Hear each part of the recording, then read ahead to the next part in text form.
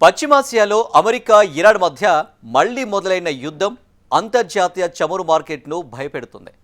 Hormuz జలసంధిలో రవాణాకు అంతరాయం, ఎర్ర సముద్రంలో హుతీల దాడులతో అంతర్జాతీయ మార్కెట్లో ముడి చమురు ధరలు మళ్లీ బగ్గుమంటున్నాయి.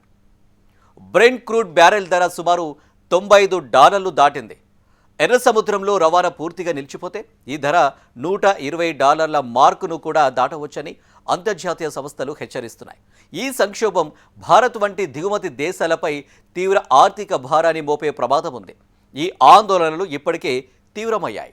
ప్రపంచ చమురు మార్కెట్లో మరోసారి అనిశ్చిత పరిస్థితులు కనిపిస్తున్నాయి. పశ్చిమాసియాలో శాంతి ప్రక్రియ భగ్నమై అమెరికా, ఇరాన్ మధ్య మళ్లీ యుద్ధం తీవ్రం కావటం ఇందుకు ప్రధాన కారణం. రెండు దేశాల పరస్పర దాడులతో పశ్చిమాసియాలో ఉద్రిక్తతలు ఇప్పట్లో తగ్గేలా కనిపించట్లేదు.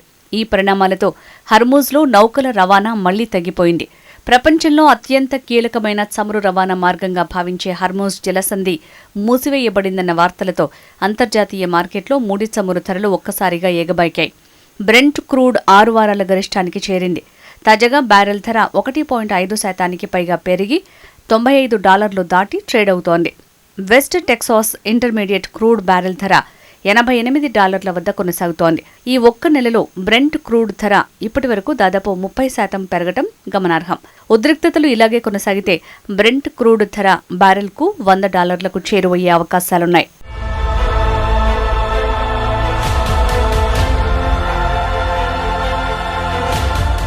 హర్మూజ్ జలసంధి తెరుచుకోకపోతే ఈ ఏడాది చివరి నాటికి బ్రెంట్ ముడి చమురు పీపా ధర $120లకు చేరే ప్రమాదం ఉందని ప్రముఖ అంతర్జాతీయ ఇన్వెస్ట్మెంట్ బ్యాంక్ గోల్డ్మెన్ సాక్స్ హెచ్చరించింది.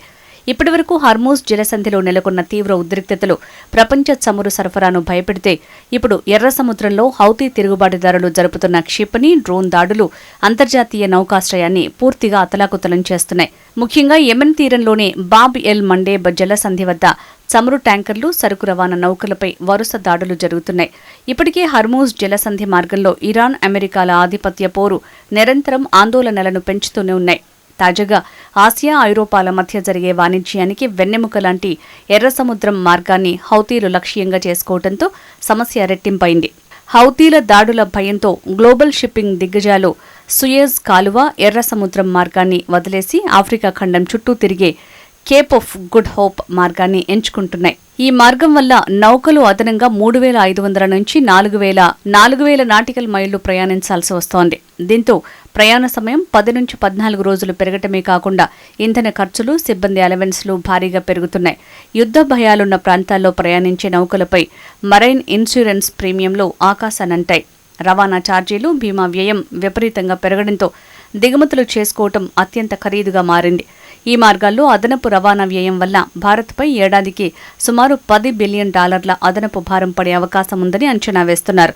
ఒకవైపు ఇరాన్, మరోవైపు హౌతీల కారణంగా భారత ఇంధన భద్రత, విదేశీ వాణిజ్యం ఇరకాటంలో పడింది.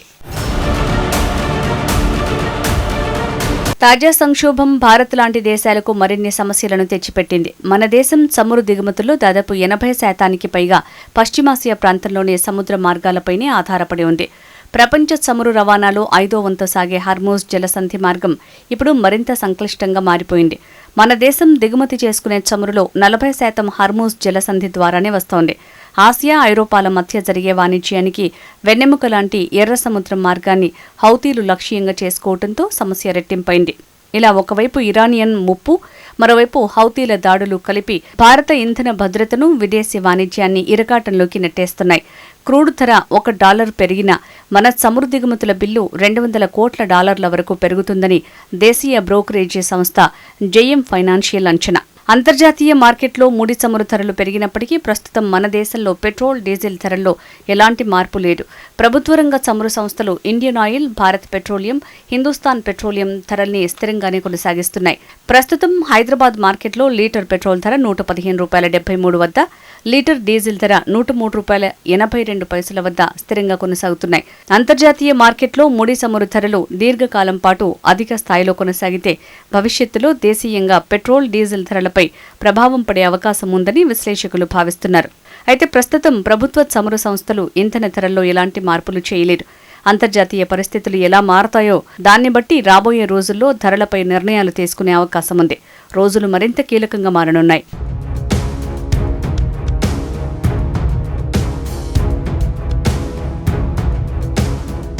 మన దేశం ప్రస్తుతం రోజుకు దాదాపు 5.5 మిలియన్లు అంటే 55 లక్షల బ్యారెళ్ల ముడి చమురును వినియోగిస్తోంది. భారత్ ప్రపంచంలోనే 3వ అతిపెద్ద చమురు వినియోగదారుగా ఉంది. రోజువారీ అవసరాల కోసం దాదాపు 4.6 మిలియన్లు అంటే 46 లక్షల బ్యారెళ్లకు పైగా ముడి చమురును దిగుమతి చేసుకుంటున్నాం. మన దేశానికి ప్రపంచంలోనే సుమారు 40 దేశాల నుంచి ముడి చమురును కొనుగోలు చేస్తోంది. Russia, Saudi Arabia, UAE, Iraq, America మన దేశానికి అత్యధికంగా చమురును సరఫరా చేస్తున్న అగ్రదేశాలుగా ఉన్నాయి. ఇందులో రష్యా నుంచి అత్యధికంగా 40% పైగా చమురు వస్తోంది. అక్కడి నుంచి రోజుకు 2.4 మిలియన్ల నుంచి 2.7 మిలియన్ బ్యారెళ్ల చమురును దిగుమతి చేసుకుంటోంది. ఉక్రెయిన్ దాడుల కారణంగా రష్యాలో కూడా సమస్య ఏర్పడుతోంది. అంతిమంగా పశ్చిమాసియాలో సంక్షోభానికి ముగింపే అన్ని సమస్యలకు పరిష్కారంలా కనిపిస్తోంది.